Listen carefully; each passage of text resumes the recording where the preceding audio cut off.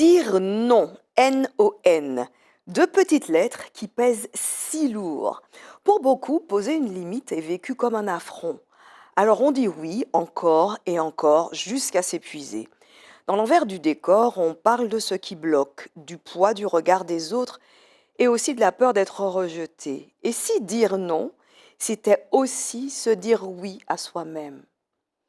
Bienvenue dans l'envers du décor, l'émission où on parle de ce qu'on vit et pas seulement de ce qu'on montre. Vous l'avez compris, aujourd'hui, on parle de la question de poser ses limites. Alors, pas celles qu'on subit, mais celles qui nous pèsent, celles qu'on n'ose pas poser. Parce que dire non, en fait, c'est braver des attentes, décevoir. Et c'est aussi subir le poids du regard des autres parce qu'on a dit non. C'est la peur de se sentir jugé. Alors, même quand on n'a plus l'énergie, même quand on est au bout de sa vie, on continue à dire oui, mais jusqu'à quand? On lève le rideau et on en parle dans l'envers du décor.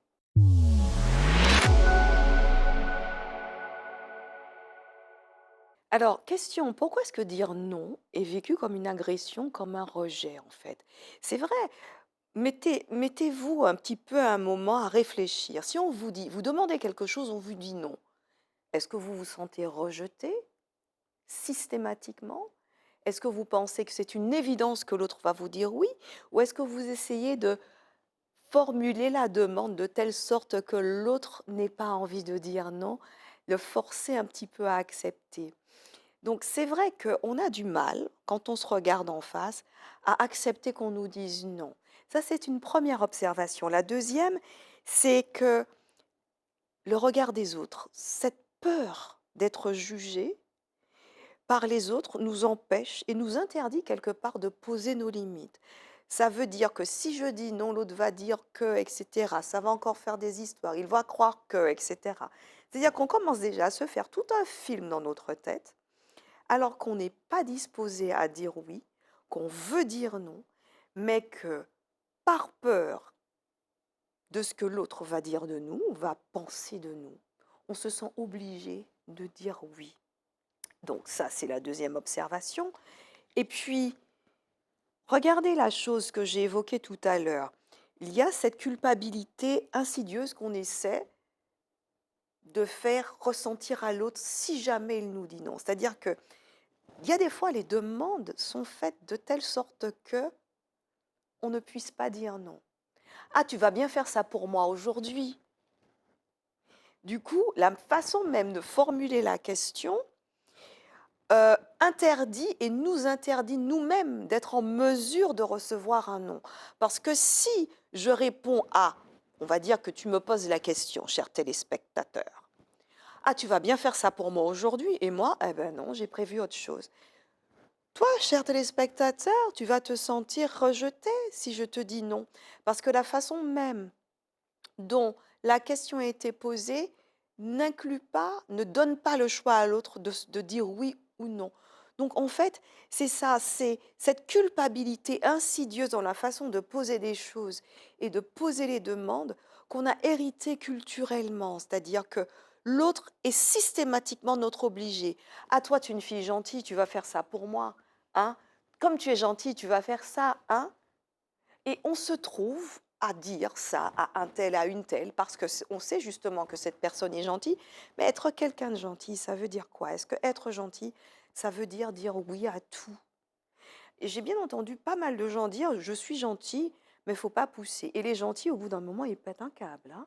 Ils pètent une durite, ils disent non même aux choses les plus naturelles et les plus faciles à faire et qui pourraient induire, qui pourraient les aider, même leur faire du bien à eux-mêmes. Ils disent non parce que des fois, ils ont trop dit oui, ils n'ont pas su respecter leurs limites. Et c'est ce qui nous arrive à la plupart d'entre nous, en fait. Parce que quand on explore les origines du problème, ce problème à savoir poser des limites, on se rend compte qu'on a été conditionné au sein de nos familles à toujours être sage, à toujours être obéissant, à toujours être disponible. Par exemple, si on m'appelait, par exemple, Aline, il fallait répondre tout de suite oui. C'est-à-dire que si j'étais dans mon monde à faire autre chose, non. Il fallait tout de suite être au garde à vous. Je t'ai appelé une fois, 2 fois, 3 fois, tu as pas répondu. Non, faut être au garde à vous.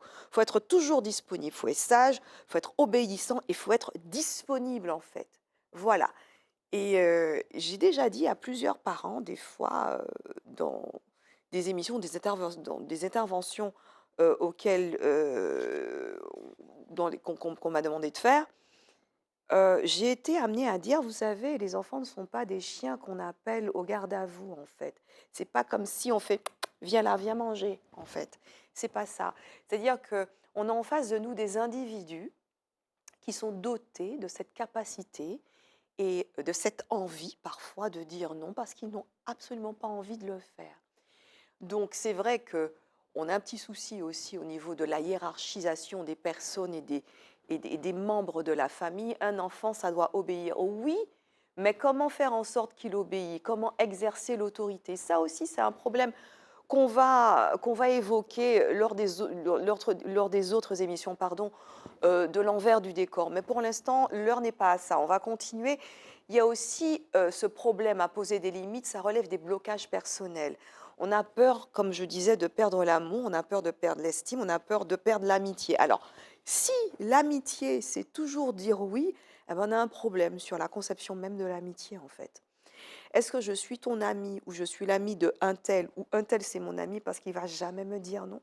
Là, on a quand même des questions à se poser sur la raison pour laquelle on fréquente les gens, en fait, pour la raison pour laquelle on aime les gens et surtout la façon dont on aime l'autre. Qu'est-ce qu'on attend de l'autre? Est-ce qu'on attend toujours qu'il soit notre allié psychologique, qu'il nous dise oui à tout, qu'il nous soutient dans tous nos trucs, ou est-ce qu'on attend un véritable soutien? Est-ce qu'on attend de grandir ensemble avec cet autre qu'on a choisi pour être notre ami, notre compagnon, cet autre qu'on éduque et qu'on élève et qu'on accompagne à devenir un adulte et à rentrer en pleine autonomie, et aussi à cette autre personne qui est cet enfant, qui peut être le nôtre ou celui de notre frère, de notre sœur, de notre compagnon, de notre compagne, cet adulte en devenir, qu'on accompagne à poser ses propres limites pour qu'il puisse vivre une vie pleine et entière. Voilà, c'est ça et ça nous renvoie aussi à la question de la servitude, hein. Vous savez, chers téléspectateurs, et de l'esclavage. Il y a quelque chose derrière le non qui relève de la rébellion, hein, qui relève du refus de l'autorité. Et souvent, quand on nous dit non, alors qu'on est en position, qu'on se pense et qu'on se croit en position de recevoir un oui pour une demande justifiée, on a du mal à le recevoir, ce non. Et puis, on est aussi dans ces contextes, dans un contexte familial, culturel et social qui valorise le sacrifice de soi et la disponibilité permanente. Et ça, c'est surtout valable pour les femmes, les mamans. Il faut dire oui tout le temps. Il faut être disponible, même regarder au travail. C'est pas parce qu'on te paye que tu dois tout le temps dire oui. Alors, il y a les extrêmes, c'est pas écrit sur ma fiche de poste. Ah, je dis non parce que c'est pas écrit sur ma fiche de poste. Mais les attendus de la fonction veulent que. Donc, il y a des extrêmes et il y a des limites à tout, bien entendu. Mais il y a aussi des extrêmes à toute attitude. Il y a des extrêmes au non et il y a des extrêmes au oui. Et parce qu'on a été élevé dans ce contexte culturel où il y a le sacrifice de soi, donné pour, etc., et sans penser à soi, on a ce véritable problème à poser des limites. Alors, en vérité, qu'est-ce qu'il faut faire? Et je pense que là, en vérité, pour savoir ce qu'il faut faire, il faut d'abord commencer à se dire la vérité. Générique. Alors en vérité, il est nécessaire pour régler ce petit problème de limite, de prendre conscience de ses propres blocages et identifier pourquoi est-ce qu'on dit oui alors qu'on ne veut pas. Qu'est-ce que ça soulève chez moi? Est-ce que ça soulève un petit peu la boue de ma blessure de rejet? Est-ce que je dis oui pour être aimée? Est-ce que je dis oui pour être celle qui a toujours la solution à tout, celle qui apporte ou celui qui apporte toujours la solution à tout, qui a toujours une solution pour toutes sortes de problèmes? Est-ce que je veux être celui ou celle sur qui on veut savoir toujours compter, que ce soit à 2 heures du matin, à 7 heures du matin ou à 10 heures du soir. On sait que tu m'appelles, mon téléphone est toujours allumé parce que tu sais que je serai toujours là pour toi et je m'en vante. Qu'est-ce que ça révèle de moi, en fait? J'ai pas de vie, je veux toujours être aimée, j'ai peur du regard des autres, j'ai peur du jugement ou j'ai peur d'être abandonnée. Il faut vraiment se regarder en face et identifier ce que ce oui forcé signifie pour moi. Qu'est-ce qu'il soulève en moi? Et puis, il y a aussi le fait qu'il faut apprendre à poser des limites claires. Qu'est-ce que ça veut dire si effectivement je mets ma clôture autour de ma maison? Mettre une clôture autour d'une maison, ça nous paraît tout à fait naturel parce qu'il y a un titre de propriété, il y a des jalons, on jalonne son précaré. D'accord, on est d'accord, chers téléspectateurs. Eh bien, dans la vie, c'est pareil. Il y a des limites à ne pas dépasser. Et le problème, c'est que ces limites, on ne les annonce pas à l'autre. On attend qu'elles soient franchies, qu'elles soient dépassées pour péter une durite et pour se mettre en colère.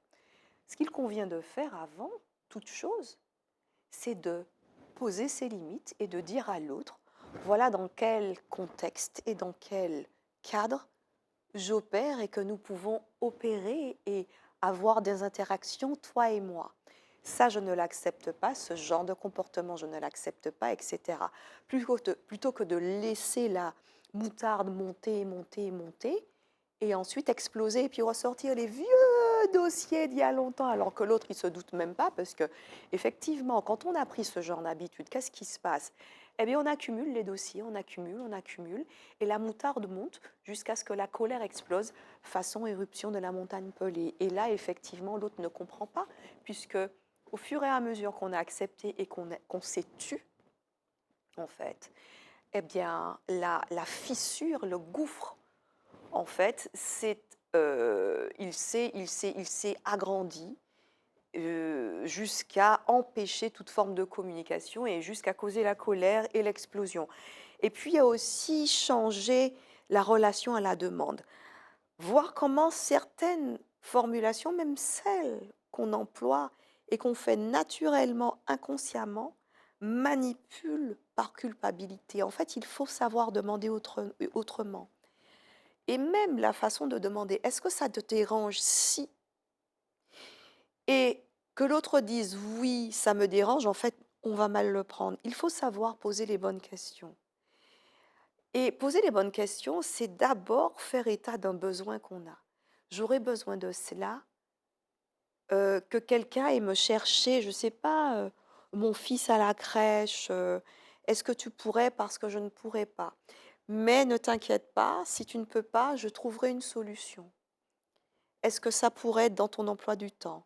Est-ce que ça pourrait s'insérer dans ton emploi du temps? Il y a une façon de poser les questions, de poser une demande, pas pour que l'autre se sente notre obligé, mais pour, hem, savoir si on ne dérange pas et pour savoir aussi si l'autre pourrait le faire, mais de son plein gré. Voilà, c'est ça, parce que quand on est content que l'autre réponde à notre demande et quand l'autre est content de répondre à la demande qu'on lui fait de bon cœur, eh ben, on a 2 personnes contentes, voilà. Eh bien, je crois que c'est tout, hein, pour nous aujourd'hui. Merci d'avoir suivi cette émission jusqu'au bout. Et puis encore une fois, si vous êtes reconnu dans ce qu'on a évoqué aujourd'hui et si vous avez envie d'aller plus loin, ben, rendez-vous sur le site internet de Bicom, www.bicom-devenez.com. Vous allez trouver des programmes adaptés, des solutions personnalisées, eh bien, aux petits soucis de la vie quotidienne qui vous turlupinent. D'ici là, je vous dis de prendre bien soin de vous et je vous dis à très bientôt pour un nouvel épisode de L'envers du décor.